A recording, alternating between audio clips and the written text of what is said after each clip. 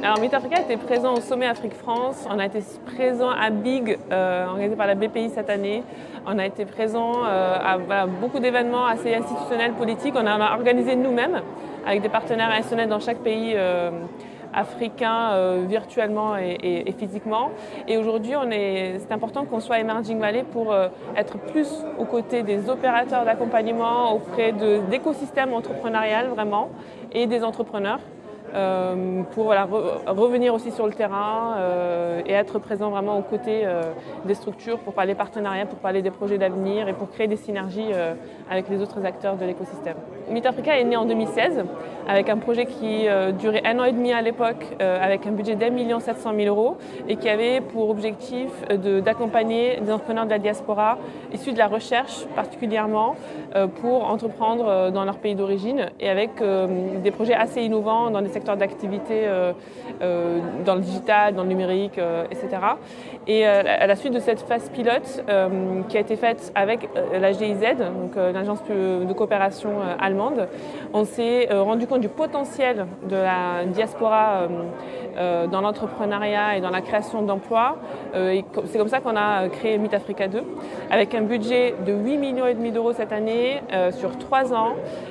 Meet-Africa, c'est 1000 entrepreneurs accueillis et orientés sur les 3 ans. Ce sont 140 entrepreneurs de la diaspora qui vont être co-incubés et 170 entreprises de la diaspora qui vont être financées. Et en fait, on a donc 2 objectifs majeurs.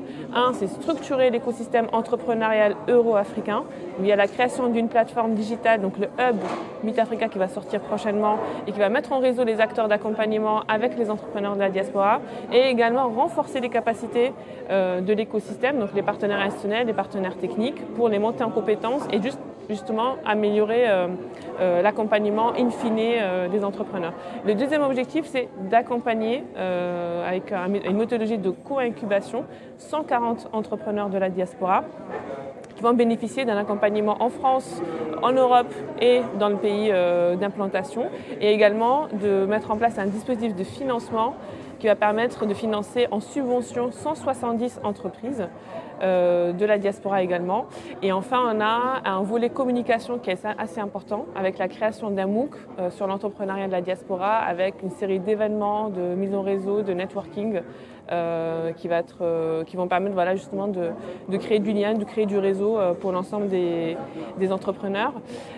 Aujourd'hui, on est à 1 an, ça fait 1 an qu'on a commencé, on a 76 entrepreneurs, 76 projets qui sont en cours d'accompagnement, ça représente 108 entrepreneurs qui ont démarré l'accompagnement par 6 incubateurs qu'on finance et on a une dizaine de partenariats institutionnels dans les pays d'intervention. Donc on est en Tunisie, au Maroc, au Cameroun, au Mali, au Sénégal et en Côte d'Ivoire. Et on est en train de réfléchir sur quelle offre on peut proposer aux autres pays africains. Parce que sur le premier appel à candidature, on a reçu 850 préinscriptions, dont 300 sont issus d'autres pays africains. Donc l'idée c'est aussi qu'on s'adapte avec une nouvelle offre qu'on puisse proposer progressivement.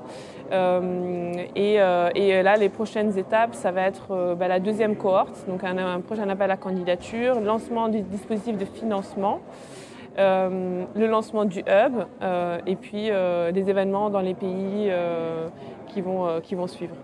En fait, c'est vraiment le cœur de la phase 2, de l'édition 2 de Meet-Africa par rapport à la phase pilote, puisqu'on s'est rendu compte qu'on a besoin d'améliorer l'information et l'orientation vers les entrepreneurs diaspora et de simplifier les parcours d'accompagnement Europe-Afrique. Et du coup, nous, on essaie vraiment de travailler sur une dynamique en fait. On veut créer une dynamique qui va se pérenniser. Donc il y a 3 mots que j'ai envie de citer qui sont vraiment dans la philosophie de Meet-Africa, c'est la co-construction, la capitalisation et la pérennisation. Donc l'idée c'est vraiment qu'on co-construit une dynamique entrepreneuriale euro-africaine avec l'ensemble de ces acteurs-là. Donc ce sont des acteurs qui sont ici mais qui sont également en Afrique. Donc comment est-ce qu'on réfléchit ensemble, donc en intelligence collective. Deux, comment est-ce qu'on capitalise sur l'expérience des uns et des autres et sur les initiatives qui existent dans l'ensemble des pays partenaires. Et donc ce sont des acteurs qui travaillent depuis des années sur des projets d'entrepreneuriat sur la diaspora, sur l'Afrique, etc. Donc comment est-ce qu'on peut capitaliser, parce qu'aujourd'hui il y a une grande perdition de cette expérience-là. Et trois, ok, c'est bien ce qu'on fait, c'est génial, mais comment est-ce qu'on fait que ça dure et qu'à la fin on n'ait plus besoin de Meet Africa finalement. Et donc c'est vraiment une promesse qu'on essaye de tenir dans Meet Africa 2 en se disant voilà, il nous reste 2 ans et chaque action, on se dit bon, comment est-ce qu'on peut faire pour la faire durer et la rendre autonome pour que l'écosystème justement s'approprie les outils qu'on met en place et qu'après voilà, ça prenne son envol.